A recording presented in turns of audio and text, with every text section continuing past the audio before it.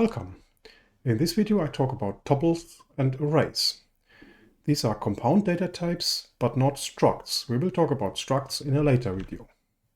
Let's first talk about tuples. In this small example, I show you how to use tuples. Tuples are denoted with round brackets, exactly as you would denote them in mathematics. So here is a tuple consisting of the two numbers 1 and 2, and here is a tuple type consisting of two entries. The first is a U64 and the second is a U32. The types of the components are not restricted. So here, for example, I form a tuple of an integer and a string, and I can assign them just as I would assign any other value. Note that printing of tuples is not quite as easy as usual values, because if I just try to print with curly braces, it tells me that this tuple type here doesn't implement the display trait. We'll get to this later and how to fix that potentially. But for now, we just use the notation with colon question mark, which can print basically arbitrary values. And so this means we can print the tuples here. Before we look at the function, let me just run this. So tuples are printed as they are typed in the language, with round brackets and with comma-separated values. And you can use tuples as function arguments, as here. And you can use tuples as return values, which at the same time allows to return more than one value from a function. You can access the entries of a tuple with a .0, .1, and so on notation. So this function here basically just takes a tuple of two values, one U64 and one U32, and forms a return tuple which interchanges the two values. Therefore, the two types are interchanged here as well. So the semantics are again move semantics. So in this case here, I move A into F and get another tuple out. Again, moved out. And therefore I can print it. So here you see the tuple A consists of 1, 2, but what is printed over here will be 2, 1, and here just the second value of B, which is the string ABC. Let's look at this again. Indeed, this is the interchanged tuple by the function f and the string. And finally, this already shows some kind of matching or decomposition syntax. In this way here, I return a tuple from f, move semantics, and can immediately assign it to two different values. The two components are assigned to the values C and D. So that means that tuple notation here can also be used on the left-hand side of an assignment. So if I ask for the type of C, it's U32 because the first component of the return tuple of f has type U32. Therefore, I can print the values C and D down here exactly as expected. But indeed, that is what's happening here. Next, we talk about arrays.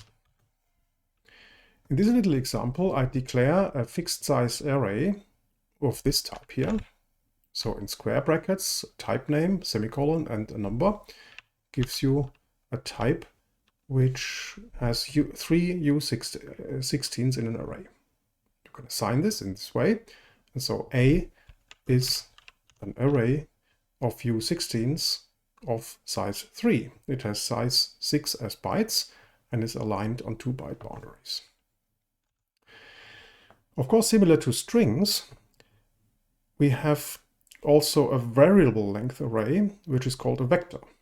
Vector is very similar to C++ standard template library vectors, in that it's a templated type, and you can declare it like this here. You don't even have to import anything to get that.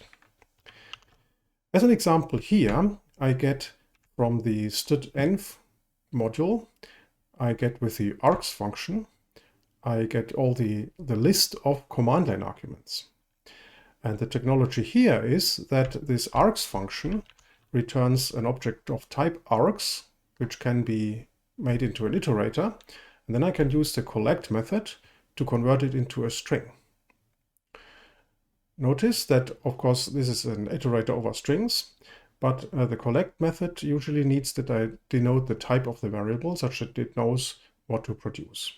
Again, you can print vectors, not directly, but you have to use the colon question mark notation.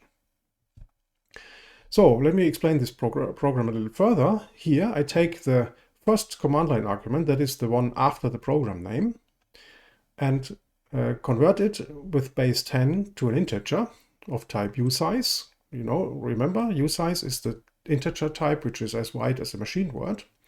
I don't deal with error handling here, so I just unwrap the result such that b is a variable of type usize. And then I index into this array here with the number coming from the command line. So I should better only use indices 0, 1, or 2, otherwise I get out of bounds. And so let me run this example with argument 1. So you see the first command line argument in this vector is the name of the program. The second is 1. This is made into a base 10 number, and that's the index in this fixed array I have denoted here. So because I was giving 1, I get the 2 here. If I give 2 here, I get 3. And if I give 3, I get out of bounds check. Because the length of the array is 3, but the index is 3. What about if I run this in release mode? Even in release mode, bounds checking of arrays is happening. So notice that this notation allowed me to print the vector, and I could have made this vector mutable to append and delete elements in it, but I've chosen not to do so here.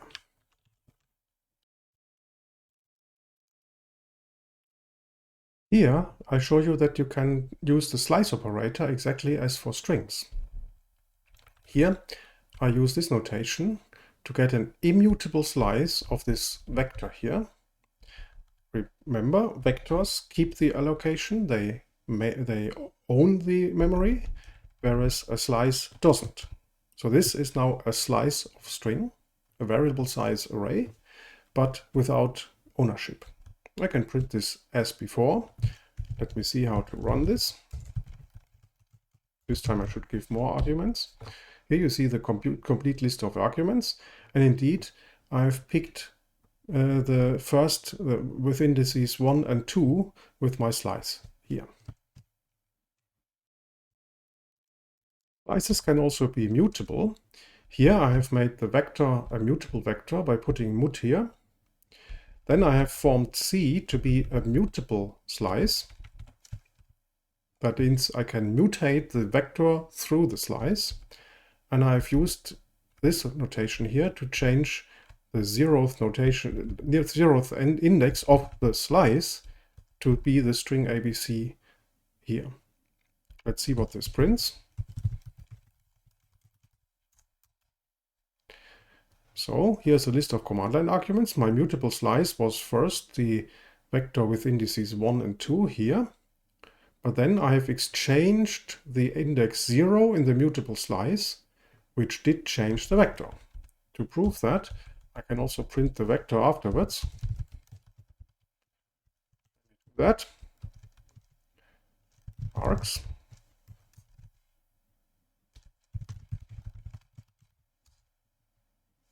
Here you see the vector has changed in place by mutation through the slice.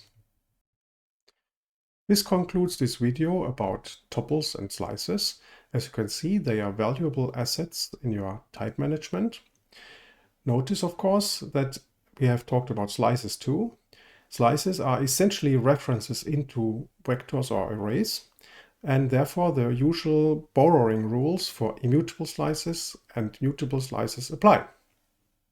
So there must be only one mutable borrow or slice borrow of a vector, and there can be multiple immutable slices or slice borrows at the same time. I hope you enjoyed the video. Thanks for watching. See you in the next one.